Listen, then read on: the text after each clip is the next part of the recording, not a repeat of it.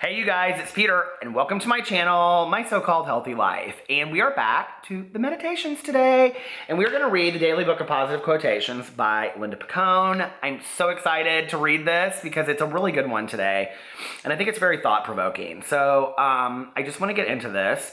If there are specific issues that you guys would like me to talk about on this channel, please comment below. I am doing a video for my main channel. I don't know when it will upload, probably tomorrow, on social anxiety. But if you guys could let me know in comment sections below what you would like to hear me talk about, whether it's body issues versus body positivity or confidence or social anxiety or addiction and recovery, whatever you guys want to hear me talk about, or if you'd like me to talk about more meditations, I can do that. I will continue to do the meditations on a daily basis, but I would also like to talk about some deeper issues on this channel as well. Just, in shorter videos too. So, they'll still be short, 4 or 5 minutes, but let's get right into this, shall we? What's wrong with me today? I need my coffee first. That's the problem. I have to imagine like I'm sitting on my front porch and then I'm just going to talk to my good Judy Tanya. So here's my coffee. Okay, Tanya, you ready? Let's go. Silence and strength. Chief Dan George, here's the quote. May the stars carry your sadness away. May the flowers fill your heart with beauty. May hope forever wipe away your tears. And above all, may silence make you strong. Often, our first instinct when we're feeling sad is to fill up the empty space around us with people, noise, and activity. Get out and see other people, our friends tell us. Keep busy.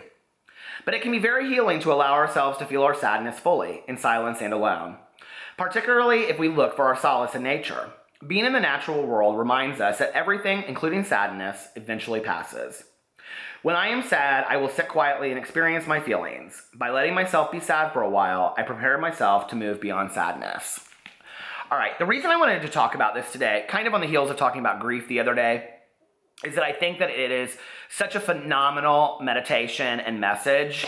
A lot of people ask me, how did you get through the process of grieving your mother to the point where it's healthy today? Like, I miss my mom, but I'm not stuck in it, if that makes sense. And I don't really know where I got this from. Nobody told me about it. But one day I had so when we did my mom's viewing, we put together all these CDs. We had like 6 CDs of her favorite music. And one day I took one of those CDs and I put it in my car and I drove around and I just bawled my eyes out and sang to the songs. And it was like, the Memories from the Way We Were by Barbra Streisand, and that one song, Slowly Falling by that movie Once, because she loved that, and some Judy Collins and Neil Young. It was all very sad music, but I just allowed myself to sit in the memory of my mom and remember her. And, you okay, buddy? He's joking. Anyway, and just sit in the memory of my mom and miss her and be okay with the fact that she's gone.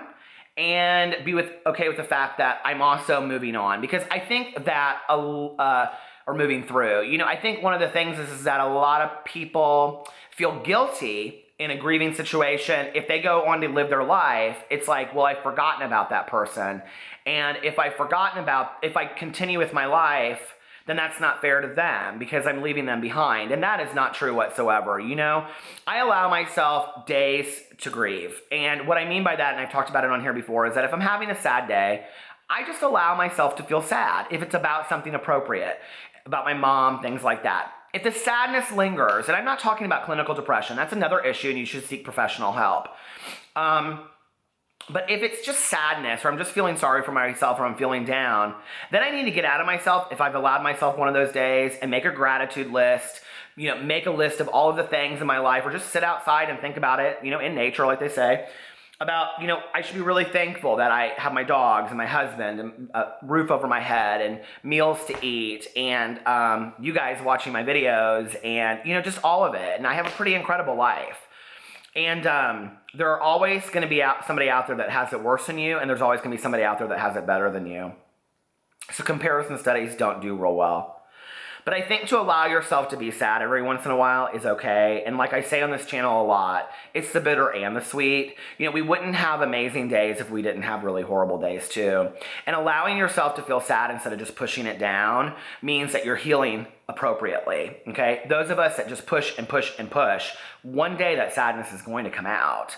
And if you've ever seen somebody that goes to a funeral and they're not really close to the person that died and they're not really close to that family and they're just real emotional, typically what that is that they've pushed and pushed and pushed. And that's happened to me. I've been at funerals before where I lose it, okay? Because I've never really dealt with certain things that have happened to me in my past. And when I'm able to be honest with myself and allow myself a couple moments to be sad, or an hour or a day, you know, and take that time to heal, I feel much, much better. So start giving yourself the time to heal. Start allowing yourself to love yourself unconditionally and treat yourself like you would anybody else. And to be careful with yourself. You're the only person that really matters to you.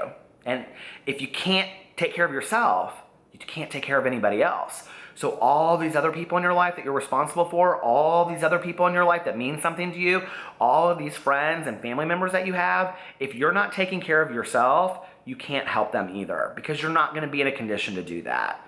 So if we unconditionally love other people, we have to unconditionally love ourselves first so that we can be there for them. And that's vital. That's vital in life.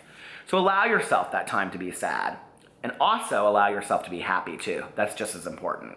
I love you guys, and I will see you back here tomorrow. Bye.